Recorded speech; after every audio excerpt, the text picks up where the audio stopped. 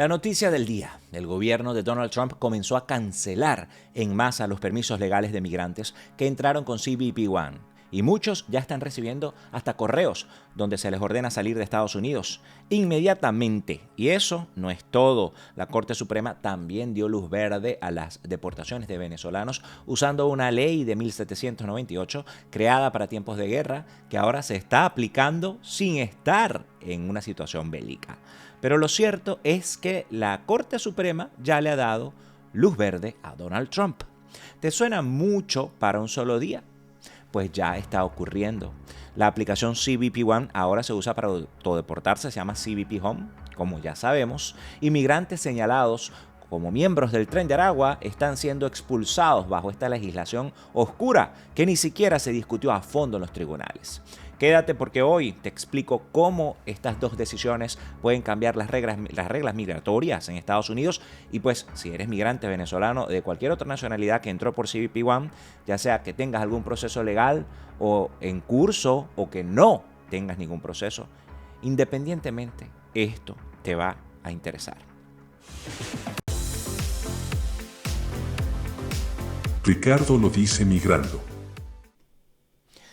Hola, ¿qué tal amigos? Les saluda Ricardo Sánchez Silva. Ricardo lo dice en las redes sociales, periodista venezolano en Washington, D.C., la capital de Estados Unidos. Bienvenidos a este episodio número 46 de la tercera temporada de Ricardo lo dice migrando. Hoy vamos a estar conversando de dos decisiones que acaban de sacudir el panorama migratorio, el sistema migratorio de Estados Unidos. La cancelación masiva de los permisos a migrantes o del estatus de los migrantes que ingresaron legalmente con la aplicación CBP-1 y el fallo de la Corte Suprema de Justicia que habilita las deportaciones de venezolanos bajo una ley del siglo XVIII. ¿Qué se tenía como tal en mente cuando esto pasó? ¿Cuál es la realidad de toda esta circunstancia?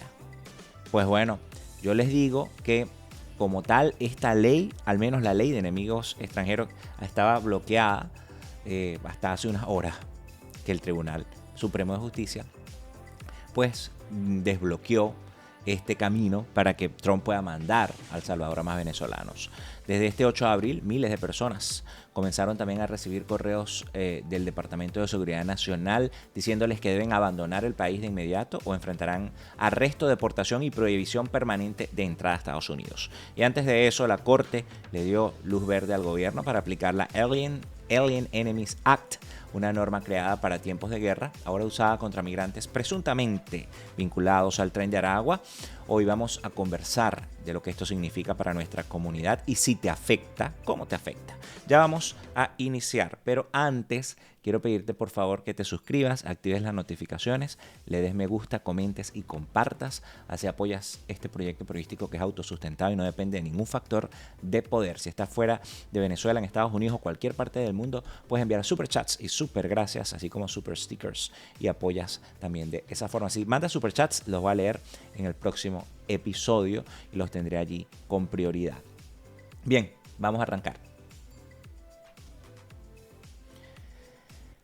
Hablemos primero de CBP-1. En prioridad noticiosa, sabemos que desde 2023 esta aplicación fue una de las principales vías legales para que casi 1 millón de migrantes pudieran ingresar a Estados Unidos desde la frontera sur sin cruzar de forma irregular. Se trató de una herramienta digital creada en la era de Trump en 2020, pero que posteriormente fue expandida significativamente por el presidente Joe Biden, que permitía agendar citas en los puertos de entrada. Es decir, originalmente tenía otro fin, pero Biden lo amplió para que pues, los migrantes pudieran entrar, presentarse, recibir una evaluación preliminar, una cita de forma organizada, en muchos casos obtener un permiso temporal de permanencia conocido como el parol, es la libertad condicional, que una cosa es este parol y otra cosa es el parol humanitario, pero al final de cuentas son libertades condicionales aunque las entradas son distintas, ¿no? Según afirma el medio The Hill, Aproximadamente 985.000 personas accedieron a este beneficio desde enero de 2023, entre ellas cientos de miles de ciudadanos de Venezuela, Haití, Nicaragua, Cuba, Honduras, El Salvador y México. Ese permiso le dio la oportunidad de vivir y trabajar legalmente en Estados Unidos mientras resolvían su situación migratoria. Por ejemplo, presentando una solicitud de asilo o regularizando su estatus por otras vías. Y esto hay que tenerlo claro y hay que decirlo muy responsablemente. Este permiso de estadía era por 2 años. Las personas apenas entraban, lo ideal era que buscaran una vía, resolver un ajuste de estatus, ver qué vía, si era elegible para asilo, que aplicar asilo, porque era finito, esto no era para siempre. Sin embargo, esa realidad cambió drásticamente, esa protección, el día de hoy, 8 de abril, porque amanecimos con una de las medidas más severas adoptadas hasta ahora por el segundo gobierno de Donald Trump, que nos ha tenido aquí, como decimos en Venezuela, arriado. Día a día, informaciones nuevas, día a día sale una política nueva, día a día retan en las cortes las decisiones de Trump. El Departamento de Seguridad Nacional, el DHS, dirigido actualmente por Kristi Noem, que los venezolanos la conocemos hoy día muy bien por la decisión que tomó con el TPS y lo que está pasando con el paro humanitario. Por ejemplo, aunque el paro humanitario es decisión directamente del Ejecutivo. Pero comenzó Kristi Noem a revocar de forma masiva los permisos de permanencia temporal otorgados a quienes ingresaron por esta vía bajo la administración de Joe Biden. La terminación del parol se está aplicando de manera generalizada. De este parol de los que entramos por CBP-1, no nos vayamos a confundir, el parol humanitario está en proceso de corte y este jueves voy a estar cubriendo esta audiencia posteriormente a lo que ocurra, muy pendientes con las personas que tienen parol humanitario. Miles de personas comenzaron a recibir notificaciones oficiales por correo electrónico advirtiéndoles que debían abandonar el país de forma inmediata o enfrentarían la detención y deportación forzosa. Uno de esos mensajes compartidos por migrantes y verificados por medios como CBS News, ahí se lee literalmente, cito, abandone Estados Unidos inmediatamente. Si no lo hace, será localizado, arrestado, removido y se le prohibirá de forma permanente volver a regresar. Cierro cita. El mensaje también informa que los beneficios otorgados bajo el parol, incluyendo la autorización de trabajo, quedan cancelados. La notificación incluye instrucciones para registrarse voluntariamente para la autodeportación utilizando la misma aplicación por la cual habían ingresado, CBP-1, que ahora fue nombrada pues CBP Home. Aquí hay un episodio completo en el que explicamos esta aplicación, ¿no? La nueva versión de la app permite a los migrantes declarar su intención de irse, verificar si tienen pasaporte válido y confirmar si cuentan con el dinero suficiente para costear su regreso a su país de origen. La transformación de CBP-1 en una herramienta de deportación voluntaria es quizás uno de los giros más drásticos en la política migratoria en los recientes años. Una herramienta diseñada para facilitar el acceso legal ahora se convierte en un instrumento para ejecutar una política de salida forzada bajo el control de una administración que ha prometido, en palabras del propio Trump, cito, la deportación más grande de la historia de Estados Unidos. Cierro cita. Esa fue la promesa, parte de sus promesas de campaña. Según el Departamento de Seguridad Nacional, los migrantes afectados por la revocatoria del parol son aquellos que no han logrado obtener otra protección legal. Les estaba diciendo hace unos ratos, aquellos que como decimos en Venezuela, pues se quedaron en el aparato.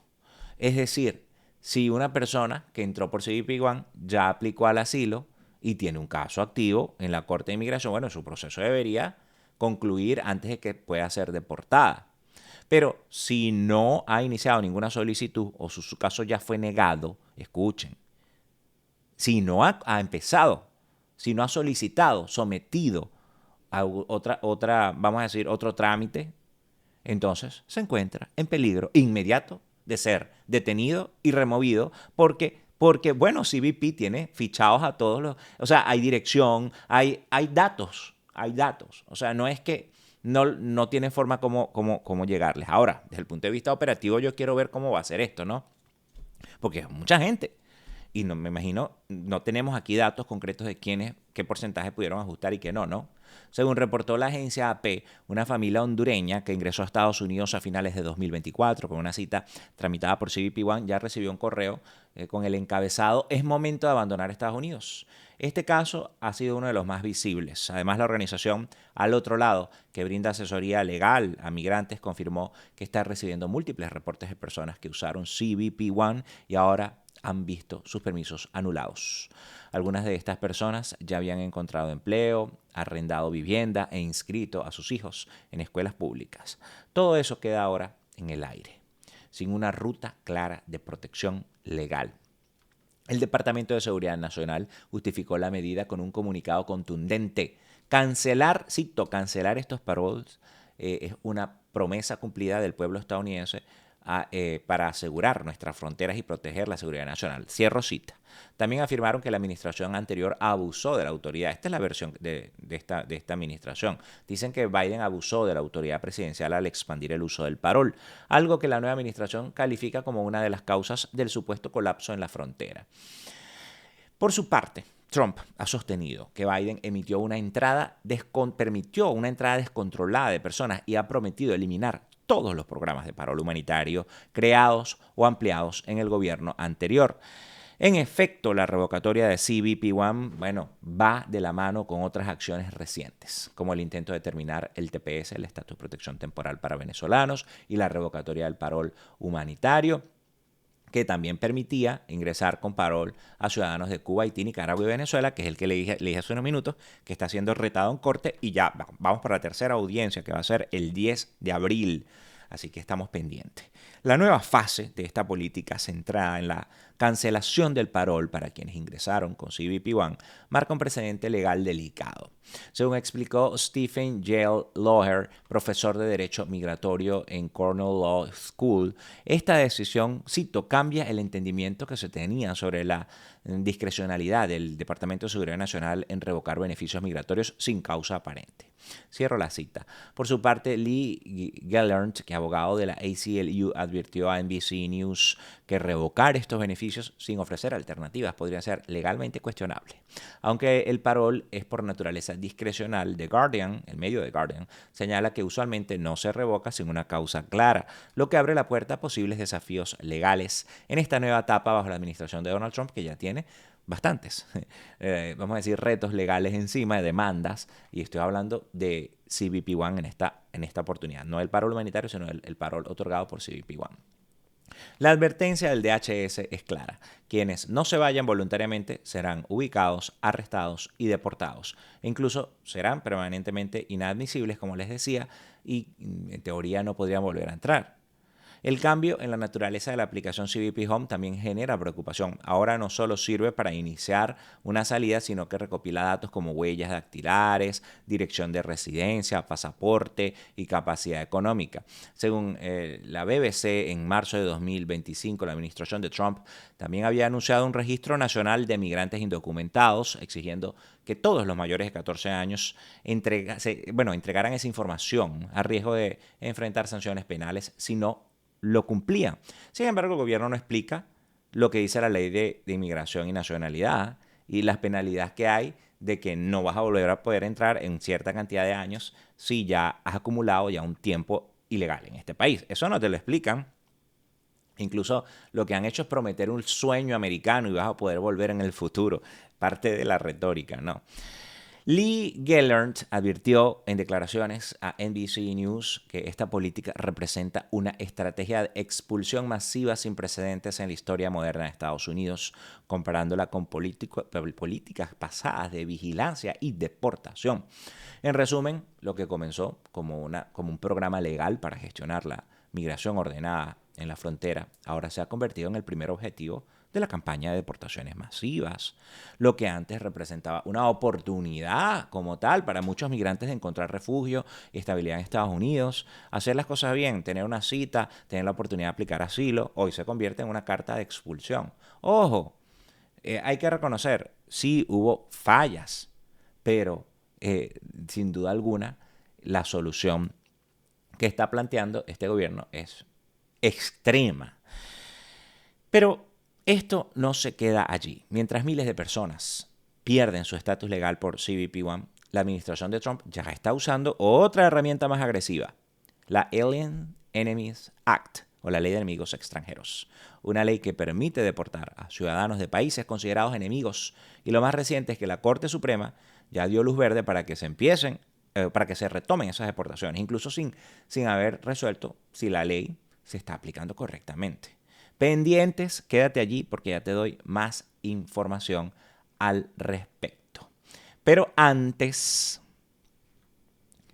de continuar, quiero hacer una pausa para contarte de una información muy, muy importante que tenía pendiente por allí, tenía pendiente comentarles y que no quería dejar pasar este momento para poder hablarles de esto que, bueno, toca profundamente la esencia de mi labor como periodista y la tuya, la de ustedes, como usuarios, consumidores de información. Y es que en medio de tanto ruido, algoritmos, desinformación y gobiernos que cada vez son más impredecibles, incluyendo el de Estados Unidos, hay que decirlo, es más urgente que nunca mantenernos conectados directamente. Por eso he tomado la decisión de lanzar un nuevo espacio en una plataforma que ya está ayudando a muchísimos periodistas a reconectar con su comunidad y tener contacto directo e inmediato. Se trata de Substack. Allí podré enviarte por correo el resumen semanal de los episodios del podcast, como tipo boletín, newsletters, artículos exclusivos, alertas importantes. Voy a poder seguir creando contenido en base a suscripciones, como por ejemplo lo que viene hablando de las alertas, de las informaciones, el jueves con lo del parol, importantísimo que estén suscritos, y mucha información valiosa sin depender de las redes sociales, sin la censura, sin filtros, sin ese algoritmo que condiciona, sin nada. Es contacto directo desde mi persona acá como periodista hasta tu bandeja de entrada. Y obviamente también el sitio tiene una interfaz como un sitio web, pero es una suscripción automática y nos permite a los periodistas y creadores de contenidos que informamos poder tener ese enlace directo sin depender de cualquier disposición de cualquier red social o del mismo gobierno. Pendientes con eso. Son tiempos oscuros en Estados Unidos y en Venezuela ni se diga, ¿no? Pero el periodismo debe prevalecer para iluminar. Así que este boletín les va a llegar directamente al correo cada semana con lo más importante para que no se pierdan nada de lo que está pasando. Lo estoy lanzando hoy en exclusiva a través de este episodio. ¿Cómo me vas a apoyar?, te preguntarán ustedes. Bueno, es muy fácil. Ya puedes empezar a hacerlo de manera gratuita porque el nivel más básico es gratuito y puedes recibir esta información. Puedes suscribirte gratis ahora mismo, directamente, fácil y rápido. Les voy a mostrar allí en pantalla. Vamos a ver si pueden ver allí. Yo mismo voy a colocar directamente mi web. Tienen que escribirlo, www.ricardolodice.com. Escríbanlo así. Y una vez que entran, les va a pedir que se suscriban. En caso, como ya yo estoy aquí dentro del sistema, no me aparece, pero ahí le aparece una... vamos a ver si la podemos hacer rapidito aquí. No en mi cuenta, sino en una así. Ok, ricardolodice.com, para que ustedes vean cómo les va, cómo les debería aparecer. Avísenme si lo están viendo allí, pendientes, porque, a ver, ahí está, miren. Cuando ustedes entran, les sale así. Entonces usted inmediatamente lo que hace es coloca ahí su correo y se suscribe. Una vez que ya esté suscrito, va a poder entrar y va a poder revisar. Aquí la página de inicio está recién abierta. Aquí hay un post que yo puse explicando un poco de qué se trataba. Ahí se puede suscribir incluso también, hablándoles un poquito de esta nueva fase y lo importante que es que estemos en conexión directa. Y pues ahí está el archivo. También voy a ir colocando episodios bonus del podcast y bueno, también información extra o bonus. Así que bueno, pendiente, porque si quieres apoyarme aún más, a que puedas seguir con este proyecto periodístico y obtener contenidos exclusivos, también puedes optar la suscripción de paga. Es como invitarme un café al mes para que este periodismo independiente pueda seguir adelante. Por ahora, lo importante es que todos los que puedan se suscriban para que, bueno, les llegue los boletines a la brevedad. De cara, por cierto, a la audiencia que viene para el humanitario, vamos todos ya a suscribirnos y pues así están activos y les va a llegar la notificación inmediatamente apenas haya una decisión.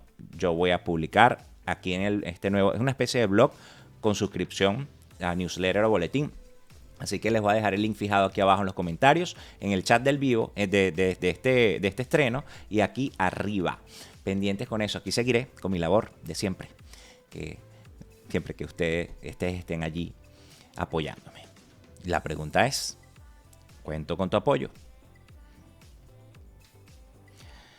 Seguimos. Y es que ahora quiero pasar a lo que ya hice un abreboca, ¿no? Y es que una decisión histórica, la Corte Suprema de Estados Unidos avaló que continúen las deportaciones de migrantes venezolanos presuntamente vinculados al grupo criminal Tren de Aragua, amparándose en una ley del siglo XVIII, la Alien Enemies Act, la ley de enemigos extranjeros. El fallo emitido en abril de 2025 con una votación dividida de 5-4 anuló una orden previa de un juez federal en Washington, D.C. Esto ocurrió la noche del día de ayer, 5 de abril.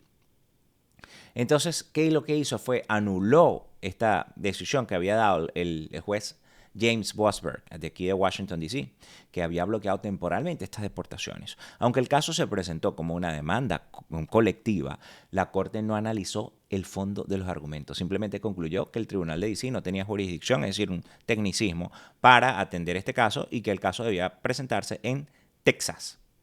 Así de simple, donde ocurrieron las detenciones. La decisión permite al gobierno seguir adelante con la expulsión de estos migrantes mientras se litiga nuevamente en los tribunales del sur del país. Y ojo, aquí hemos hablado en un episodio completo en el que expusimos la guía que está usando ICE para decir que alguien es del Tren de Aragua. Es por una guía de puntos. Si tienes tal o tatuaje, si tienes un roommate que tiene un tatuaje, si aparece una fotografía con una persona, por ejemplo, que ellos estén vinculando. Hay distintos puntos, pero los tatuajes en sí, hay que recordar, siempre lo recuerdo, lo dice Rona Riz, que es experta en el tema del crimen, de organizaciones criminales, particularmente escribió un libro que se llama El Tren de Aragua. Es decir, que si alguien tiene propiedad para hablar del Tren de Aragua es Rona Riz, que es colega periodista, bueno, excelente, maravillosa periodista, y ella dice que obviamente el Tren de Aragua no es como las maras salvatrucha o otras maras o pandillas centroamericanas que se identifican por tatuajes. Y esto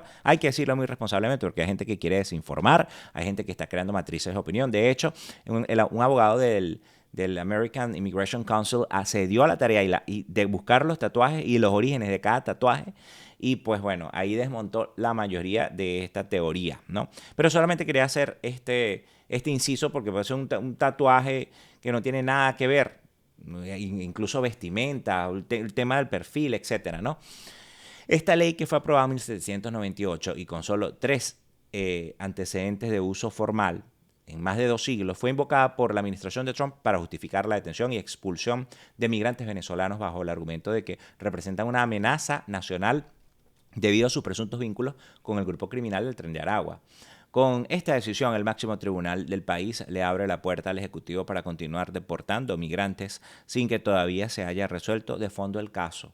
La disputa se originó cuando un grupo de abogados presentó una demanda ante la Corte del Distrito de Columbia aquí en Washington, D.C., alegando que la aplicación de esta ley en el contexto actual no tenía sustento constitucional.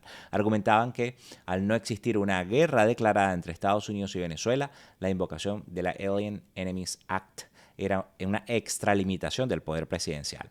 El juez James Boasberg, conocido por su trayectoria en causas sensibles de derechos civiles, le dio la razón y bloqueó temporalmente las deportaciones. Su decisión fue considerada como un freno importante a los intentos del gobierno de Trump por usar herramientas legales excepcionales para acelerar las expulsiones.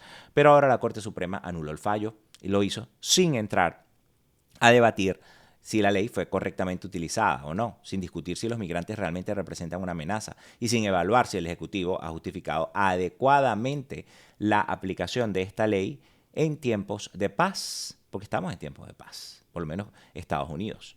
En cambio, la mayoría conservadora del tribunal, compuesta por jueces como Roberts, Thomas, Alito, Gorsuch y también Kavanaugh, argumentó que el problema era de jurisdicción, que los demandantes debieron haber llevado su caso, como les decía, en un tribunal en Texas y no en Washington, D.C., porque fue en Texas donde ocurrieron las detenciones. Ese argumento procesal, aunque técnico, tuvo un efecto inmediato, dejó sin efecto la protección del juez Boasberg, que había otorgado y permitió que las deportaciones se reactivaran mientras los migrantes intentan ahora defenderse en la Corte Federal del Distrito Suroeste o Sureste de Texas, una jurisdicción conocida por fallar en la línea de las políticas migratorias más restrictivas, conservadoras, claro está. Los jueces no se pronunciaron sobre si el uso de la Alien Enemies Act es legal con ese caso. Tampoco se pronunciaron sobre si los migrantes en cuestión tienen o no vínculos legales con el Tren de Aragua. Pero al quitar la suspensión previa, dan luz verde a que el gobierno siga adelante con estas deportaciones, que bueno, esto ha significado que los abogados defensores, bueno, tendrán que ahora litigar cada caso por caso. Y estamos hablando de que esto se ha hecho en medios de denuncias de los familiares, de que no les han permitido la defensa, de que han incomunicado a sus familiares, de que les han violado el debido proceso y que, bueno, ellos han incluso dicho que sus familiares son inocentes. Yo tengo testimonios de, ojo, yo no estoy aquí defendiendo a nadie, yo les di la oportunidad para que ellos dieran sus testimonios. Tengo una serie en Instagram que se llama Voces de los 238, Ricardo lo dice, vaya, sígame. Algunos de los testimonios, hay otros que están por ahí pendientes en cola por salir. E incluso yo tuve acceso a algunos antecedentes penales de Venezuela y otros países. Entonces, es la versión que tienen. Un detalle importante es que a pesar de que esta decisión como tal, todos los 9 jueces de la Corte, incluidos los 5 que votaron a favor de levantar la suspensión, coincidieron en algo fundamental.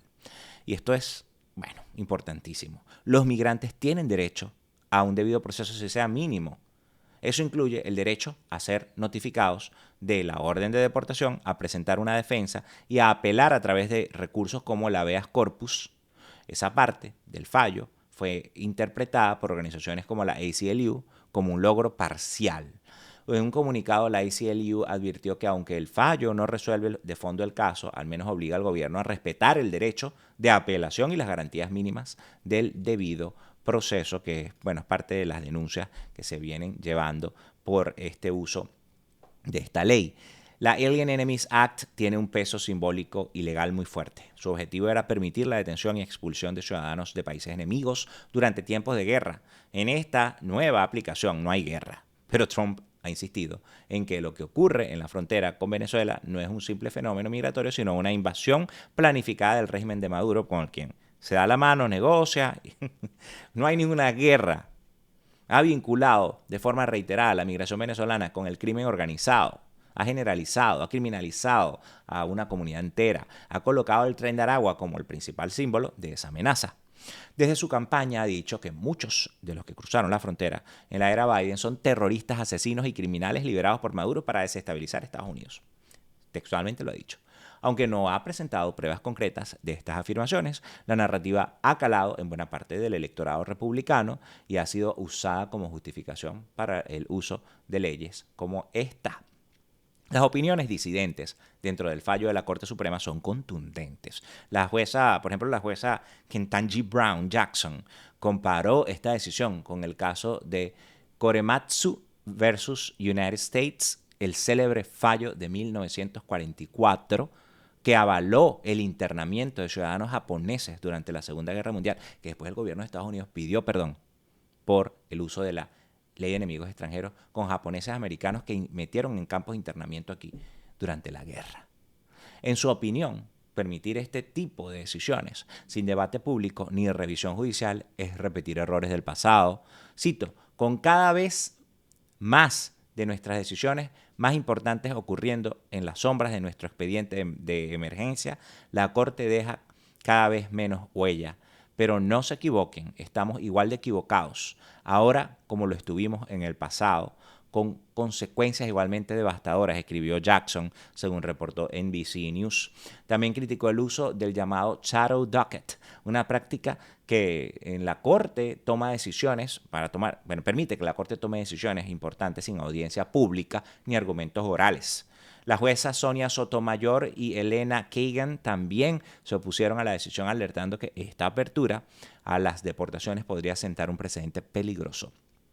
Por cierto, un dato curioso, Amy Coney Barrett, designada por Trump, esta magistrada también votó en contra, aunque una opinión disidente más técnica, pues porque ella argumentó que aunque el tema de la jurisdicción es relevante, la Corte no debió emitir una decisión tan contundente sin escuchar el caso de fondo.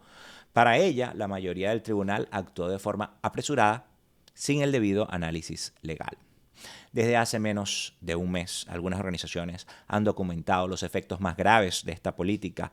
Según reportes de la ACLU y otras agrupaciones de defensa legal, migrantes venezolanos incluidos en esta demanda ya habían sido deportados al penal el CECOT de El Salvador. Este centro de detención de máxima seguridad para terroristas pandilleros, presentado por el gobierno de Nayib Bukele como un modelo de control del crimen, ha sido objeto de duras críticas por parte de organizaciones de derechos humanos por sus condiciones y por la falta del debido proceso. Según fuentes cercanas a este proceso como tal, Estados Unidos habría llegado a un acuerdo temporal con El Salvador para recibir a algunos migrantes en calidad de transferencias excepcionales en espera de nuevas decisiones judiciales. Esto no es solamente un conjunto de deportaciones puntuales, es la posibilidad de que el Ejecutivo estadounidense, bajo la presencia como tal de un presidente como Donald Trump, reactive de forma sistemática una ley que permite la deportación de cualquier ciudadano de un país considerado enemigo sin necesidad de que exista una guerra formal ni de que haya una condena penal previa, es decir, cometer los mismos errores del pasado. Aunque el fallo no dice expresamente que esa ley puede aplicarse al contexto actual, al permitir las deportaciones mientras se debate su legalidad, ya está marcando un precedente. Y en el contexto más amplio de las políticas migratorias de Trump, esto forma parte de una ofensiva legal que incluye la cancelación del parol humanitario, la terminación del programa CBP-1, la eliminación del TPS y ahora el uso del Alien Enemies Act, un endurecimiento radical del aparato migratorio con consecuencias directas para miles de familias venezolanas que huyeron del régimen de Maduro buscando protección en Estados Unidos. Con esta decisión, la Corte Suprema le entrega a Trump un nuevo instrumento para consolidar su narrativa de mano dura frente a la migración y lo hace sin definir si esas herramientas legales son realmente válidas. Lo que sí está claro es que los migrantes que enfrentan este tipo de procesos están ahora más solos que nunca, atrapados entre los laberintos legales de un sistema cada vez más hostil y la urgencia de proteger sus derechos a quedarse en el país. El precedente ya está sobre la mesa. Lo que viene ahora es una nueva etapa de litigios, incertidumbres y deportaciones con respaldo legal, al menos de una ley obsoleta, de una ley oscura de más de 200 años. Y si hasta aquí todo esto te ha parecido mucho, espera lo que viene porque estamos hablando no solo de papeles cancelados o de estatus cancelados o de leyes del siglo XVIII que vuelven a la vida. Estamos frente a un giro radical en la forma en que se gestiona la migración, con aplicaciones que ahora sirven para expulsar, decisiones judiciales tomadas sin debate público y deportaciones que terminan en cárceles de otro país. Así que quédate conmigo porque ya voy con mis conclusiones. Allí vamos a conectar todo esto, cómo una aplicación se convirtió en un arma de deportación, cómo la Corte Suprema abrió la puerta a expulsiones sin juicio y por qué lo que está pasando hoy con los venezolanos puede ser apenas el principio. Lo que acabamos de ver no es una coincidencia, ni tampoco una suma de decisiones aisladas. La cancelación del parol hablo del permiso de entrada o la libertad condicional por los que entraron por CBP-1, y el fallo de la Corte Suprema que permite deportaciones con base a la Ley de Enemigos Extranjeros de 1798 son dos piezas del mismo rompecabezas. Se trata de una transformación estructural del sistema migratorio en Estados Unidos, impulsada por una visión que ve al migrante no como un sujeto de derecho, sino como un problema de seguridad nacional. Generar migrantes ilegales es lo que está haciendo el gobierno prácticamente. Como me decía un colega, que ya lo he dicho un par de veces antes, pero es fuerte, pero es una realidad, una fábrica de ilegales. Y si algo queda claro en este momento histórico, es que esa transformación ya comenzó.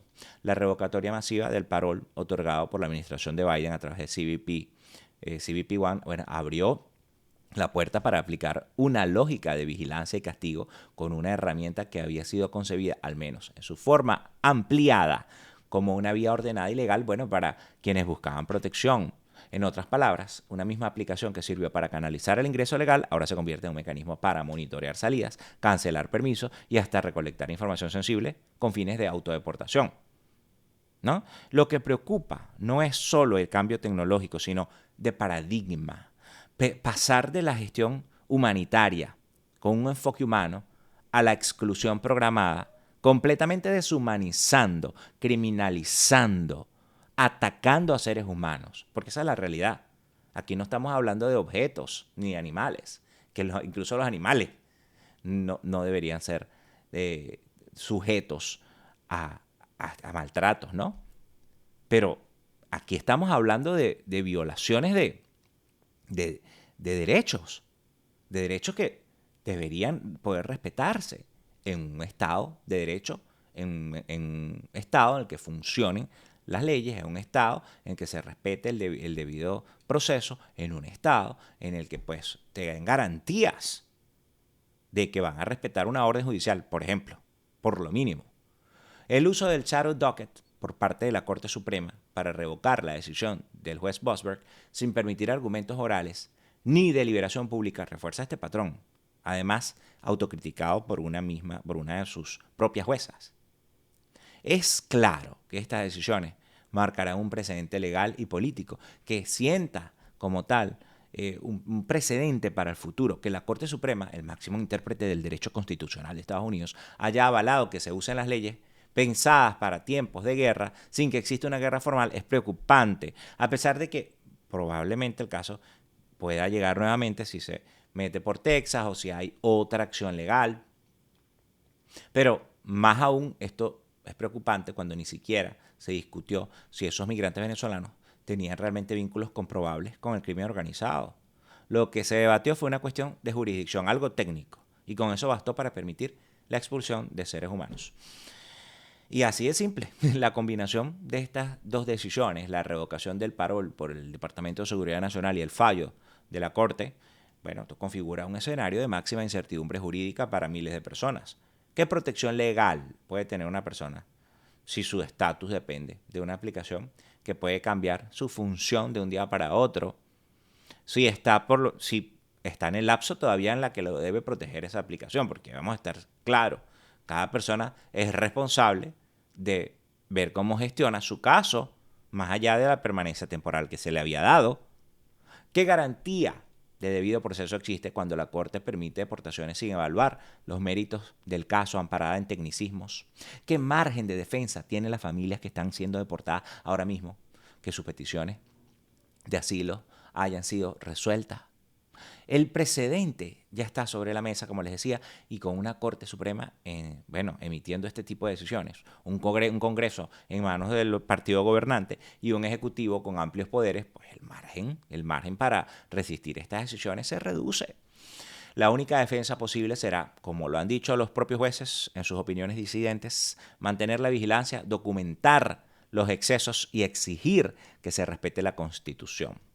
Porque la historia ya nos enseñó lo que ocurre cuando el miedo y el poder se imponen sin controles. Aquí seguiremos haciendo periodismo y siendo contralor al poder como lo ha de ser el periodismo. Bien amigos, no olvides suscribirte, activar la campanita de notificaciones, darle me gusta, comentar y compartir. Si estás fuera de Venezuela y estás en Estados Unidos o cualquier país fuera de Venezuela, puedes mandar superchats, super gracias y sumarte a nuestra comunidad en Substack. Como te dije hace un rato, ya te expliqué. Suscríbete al boletín, importantísimo, porque desde el nivel básico, que es el nivel gratis, ya con eso me apoyas difundiendo la información y tú te vas a informar porque la información es poder, sobre todo para la toma de decisiones. Ahora, sobre todo lo que está pasando en este país, importantísimo destacar esto porque son tiempos difíciles, ¿no? Les voy a dejar, como saben, el enlace aquí en la descripción de este video y en los comentarios y aquí arriba. Abajo en la descripción también de este episodio les dejo una lista de recursos para migrantes que incluyen organizaciones que prestan asesoría y datos útiles en casos de redada de ICE. Esta es una tarjetita que puedes imprimir y tener encima por si te enfrentas a una redada de ICE.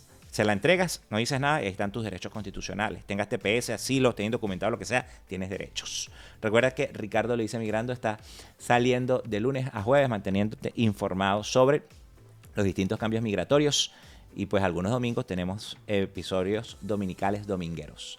Por acá les habló Ricardo Sánchez Silva. Ricardo Lo Dice en las redes sociales, periodista venezolano en Washington, D.C., la capital de Estados Unidos. Y si tienes algún tema que quieres que toquemos más a profundidad, déjamelo en los comentarios. Nos vemos en el próximo episodio de Ricardo Lo Dice Migrando, tu podcast de migración confiable en Estados Unidos. Se les quiere. Ricardo Lo Dice Migrando.